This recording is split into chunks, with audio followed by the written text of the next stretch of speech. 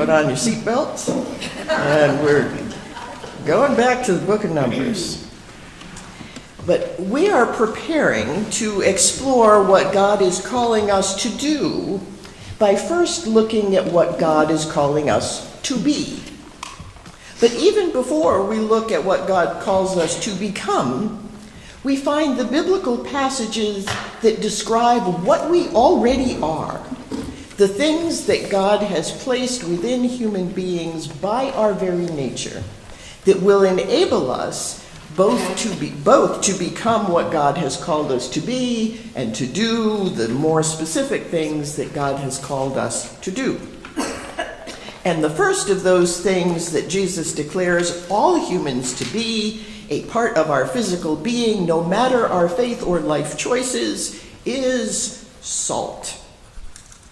Human beings, like all mammals, need salt to live.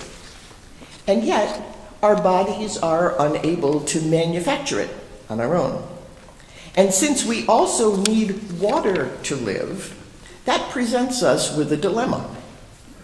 Salt will retain water, but too much salt will retain too much water, and we end up with high blood pressure, heart disease, damage to many organs, stroke, death, that sort of thing. Salt also pulls calcium out of our bones. But with too little salt, we get muscle cramps and nausea and dizziness and eventually shock, coma, and death on that end too. It's all great. Since taking in all the water we need to keep our bodies at full functioning washes out the salt, we have a delicate balancing act in our diets to make sure that we get enough salt, but not too much salt. Tipping the scales too far in one direction or the other can give us major health problems and, if it continues, kill us. But beyond our own health, salt has many, many, many other uses and many forms. Saltpeter is a kind of salt that's used in gunpowder. Salt has antiseptic and anti-inflammatory properties and can be used to help heal bug bites. Very early in human medical practice, those properties were put to use in helping to heal wounds with salt water. And saline solutions are still used in medicine to clean wounds and promote healing. And yet, salting a field is a war tactic used to destroy fertile soil, kill crops, and make land unable to sustain life for many, many years. And today, good old Morton's Salt, a $3.2 billion company, only does 8% of its business selling table salt. The vast majority of their business is from salt's de-icing properties, especially on roads. Salt, of course, adds flavor, but perhaps its most valued use, outside of our need for it in our own bodies, is salt's ability to preserve. From ancient times, Egyptians used salt to preserve mummies. And once it was discovered that salt could preserve food, everything changed. Nations and empires rose and fell according to their ability to corner the market for salt. Much of the earth and almost all the cod in the world's oceans were laid waste in that process, while, on the other hand, many were only able to live by having a salt works of some kind within their borders. Every town that ends in the word witch, like Sandwich, Norwich, that means that was established with a salt works. That's the word for a salt works. The English word salary comes from the Latin word for salt, because salt was so valuable that it was literally used for money. Preservation is a tricky and nuanced business. When Jesus addresses the crowds before him during the Sermon on the Mount in Matthew 5, and tells them that they are the salt of the earth, in verse 13 that Bernadette just read, Jesus references some of that complexity by saying that once salt has lost its essential quality, that batch can't really be restored. You can't salt the salt and make it salty again. You have to throw it out and bring in salt that is uncompromised, just like in the human body where we're constantly excreting salt and constantly needing to replenish the stores of salt so that we can live. But we need that Goldilocks amount. Too much or too little, and we're dead. Much of Jesus' teaching focused on that need for balance between our need to consume our metaphorical salt and our inclination to preserve it. Many of his parables are targeted at those who preserve too much while others have too little, and history shows how that instinct, allowed to run unchecked, has led us to the inequities that plague us and destabilize our world today. Salt, A World History by Mark Karansky. I read all 448 pages of that in the past couple of weeks. It's literally called a world history because you can trace all of world history through the history of salt. But centuries before Jesus was telling people that they were salt and wanting them not to lose salt's essential qualities, God had been periodically offering Israel a covenant of salt, providing a model and metaphor that I think can be useful to us as we struggle with today's challenges. Bernadette read us the first description of God making a covenant of salt in the Bible. It was a covenant with Israel, came out of the book of Numbers, which is the fourth book of the Bible.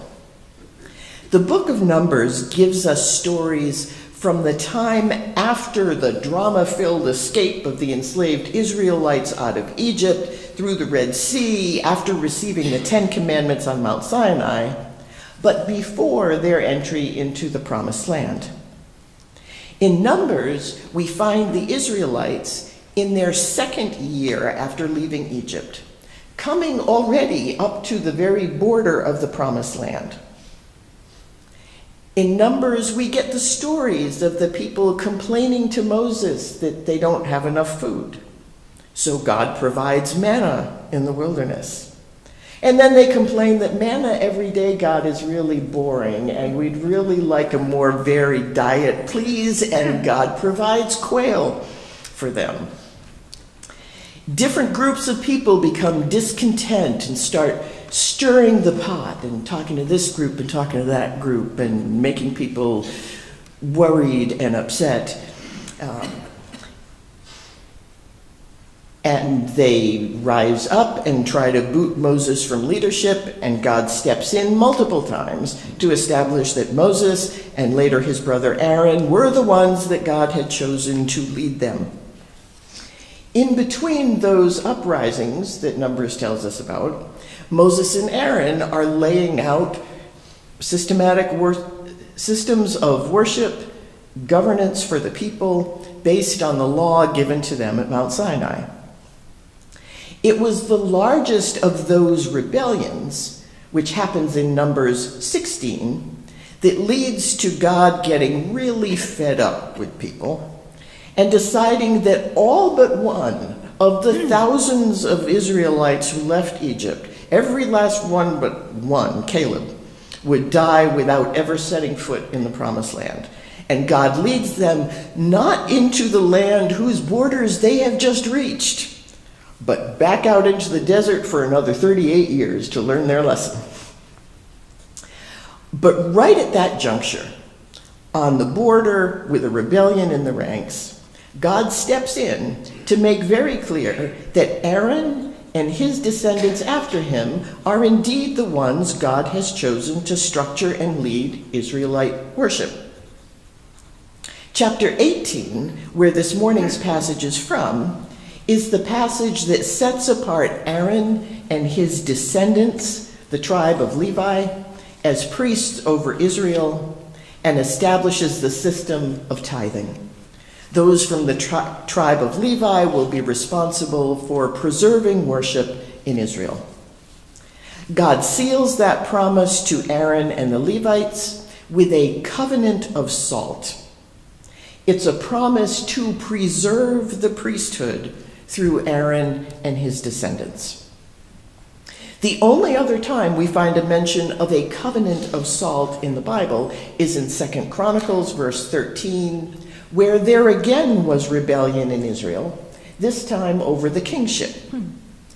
One of those vying for Israel's throne makes his case referencing God making a covenant of salt with his ancestor, King David, promising that all future kings of Israel would come from David's line. It's the same concept.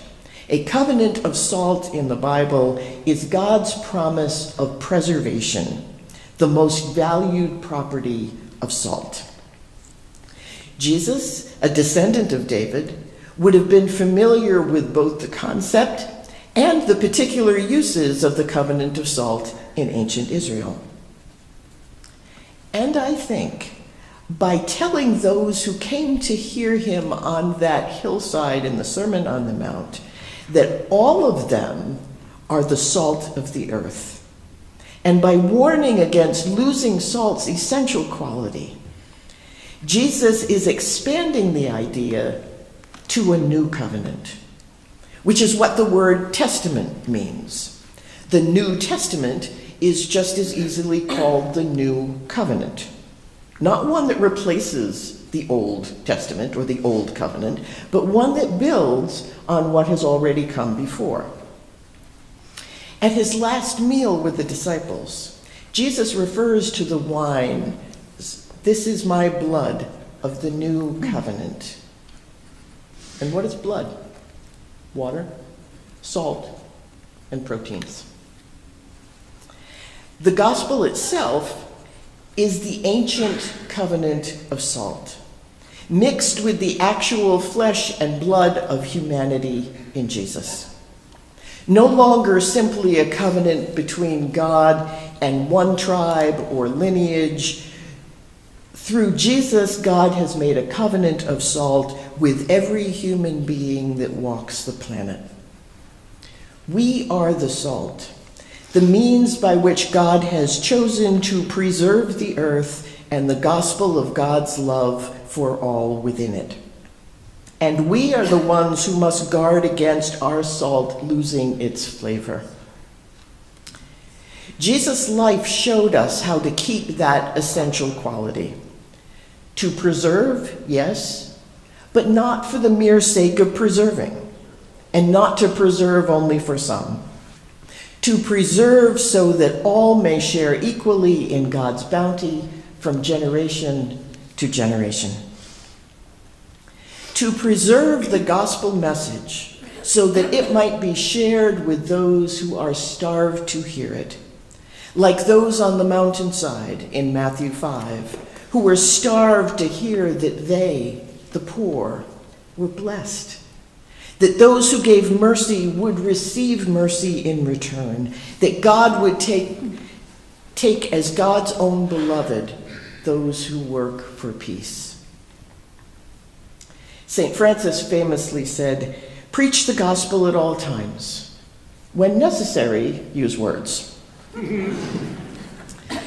The healthiest way to provide life-giving salt to the world and keeping everything in balance is through our actions. But like Jesus on the hillside, there are also times when the salt of so many has lost its essential properties, that it must be poured out in words in the hopes of preserving life itself.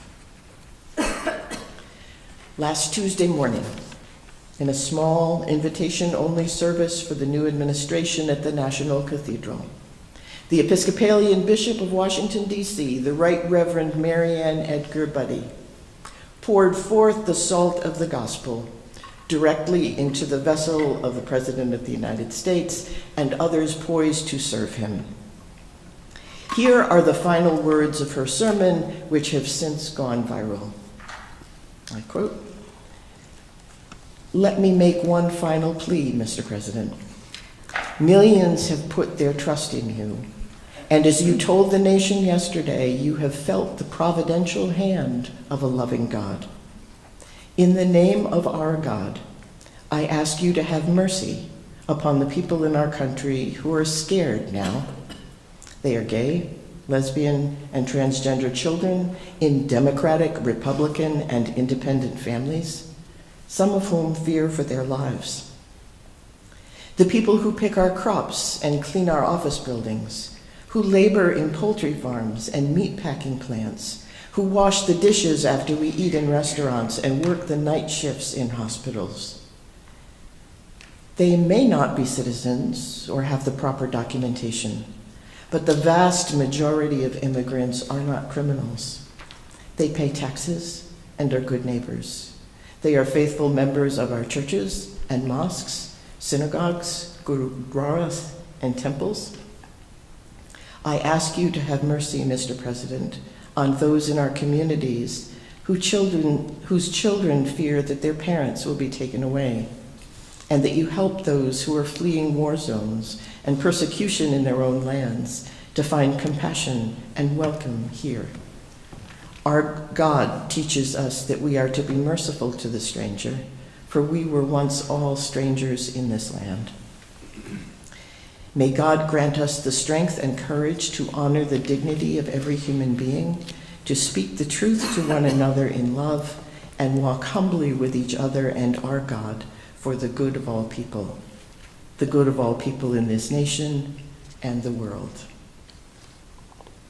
And there she ended. For proclaiming that gospel message in a simple request for mercy, she's become a target, vilified directly by the president on down on social media and cable news. Some have suggested that the government should seize the National Cathedral. People called the bishop Satan, wished her dead, and one, in all seriousness, posted a warning to his Twitter followers to, quote, beware the sin of empathy. Now, empathy was my star word from our service on December 29th. So I am sin incarnate to some standing before you.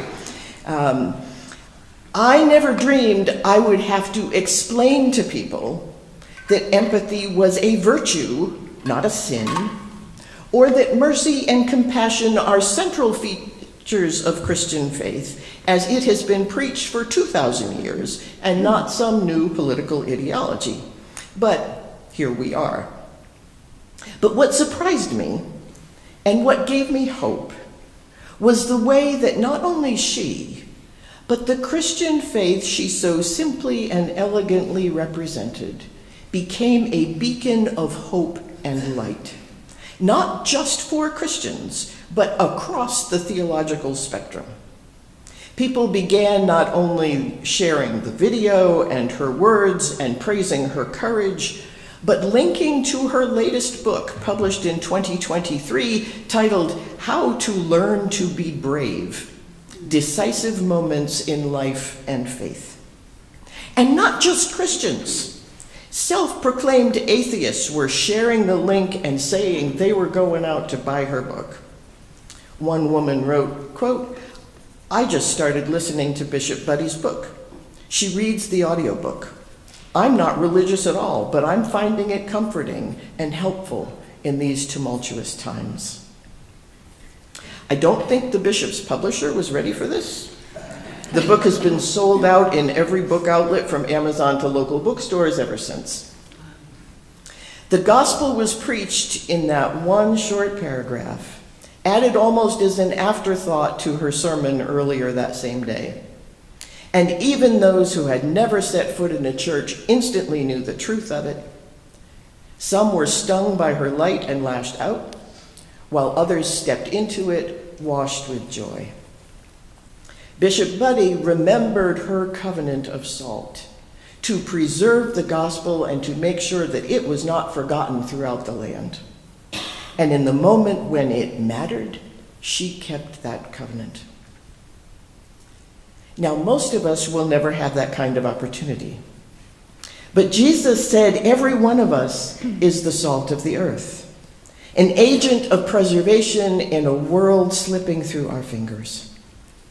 And so I invite each of us to ask ourselves, what will I preserve? What will my own covenant of salt look like? I share a covenant of salt with Bishop Buddy to preserve the gospel through ordained ministry, the vows I took 30 years ago. But I have a more personal covenant of salt to proclaim the sacredness of God's creation by working to preserve everything that grows, walks, flies, swims, or crawls. You may have your own spheres of influence where you can make a covenant of salt, a covenant to preserve something or someone that represents the gospel to you. If you're a lawyer or politician, you can make a covenant of salt to preserve the law and speak the truth. If you're a librarian, you can make a covenant of salt to preserve the free access to all books. If you're a teacher, you can make a covenant of salt to preserve the information in your field. If you're a carpenter or a machinist, you can make a covenant of salt to preserve the best practices of your craft, the accuracy of your accounts, the safety of those who use your products. Regardless of your profession, you can make a covenant of salt to preserve the dignity, respect, and freedom of your family, your friends, and your neighbors. For that matter, you can make a covenant of salt to preserve your own self-worth as one who is beloved of God.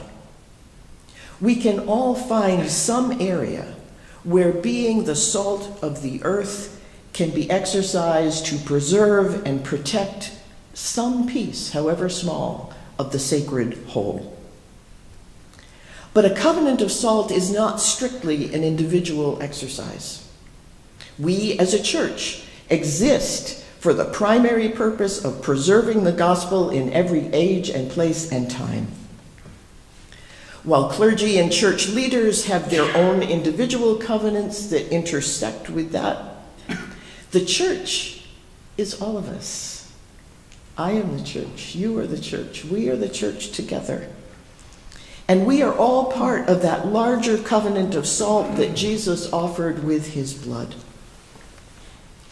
Bishop Buddy on Tuesday spoke for herself, but she also spoke on behalf of the church as an institution, proclaiming Christian values as the bishop who presides at the National Cathedral in our nation's capital. One of the many executive orders signed by the president on his first day in office was an order that stripped church sanctuaries of the function that gives them that name. Before last Monday, houses of worship, along with schools, libraries, hospitals, and shelters for those fleeing domestic violence, were designated as sensitive zones, places where Immigration and Border Patrol agents could not detain and arrest people, so that all community members could access basic services and support without fear. Those places were sanctuaries in the truest sense of that word. And that restriction was removed last Monday evening. In response, the Office of the Attorney General for Massachusetts and the Massachusetts Office of Immigrants and Refugees are offering a training for religious leaders this coming week so that we can understand which laws are still in force around such actions and how to calmly and legally respond if any action is attempted in our own houses of worship. I'm registered for that training. I've asked all staff and members of our church council to also register. There'll be a similar training for congregants at another time, and I'll pass along that information when I have it. The training is supported by our bishop and is being hosted by the Massachusetts Council of Churches and the Jewish Community Relations Council of Greater Boston. I'm also in conversation with other clergy in Winchester. Empathy is not a sin. Jesus singled out the merciful for special blessing. And the foreigner residing among you must be treated as your native born, love them as yourself, for you were foreigners in Egypt, is a Bible verse. If we can't uphold those values, we are, quite simply, not worth our salt. Amen. Amen.